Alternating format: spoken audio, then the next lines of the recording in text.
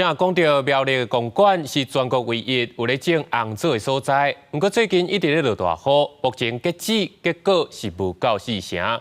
官府表示准备向中央申报灾害损失，希望赶紧启动现金灾害补助。树仔顶结一粒搁一粒青翠的果子，这是等咧结果的红枣。不过农民却欢喜袂起来，因为今年结果率甲往年比实在差真多。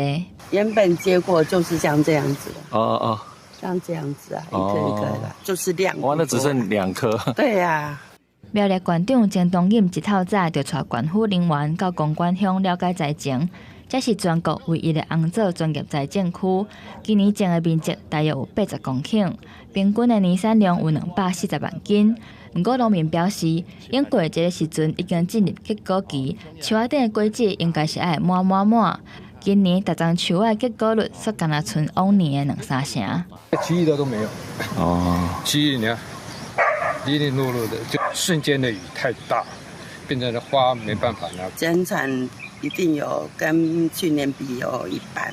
农会表示，因为4、5月开花季，有时出日，有时落雨天，影响到红枣开花结果，目前平均敢若剩4成。苗栗县府表示，已经有请各乡镇的公所加强统计，若是有到天然灾害补助的标准，就会通报中央启动补助。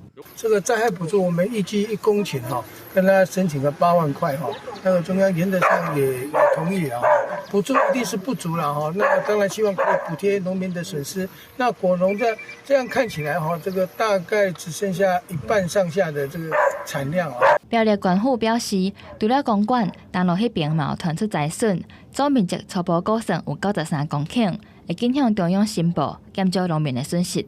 记者苗栗报道。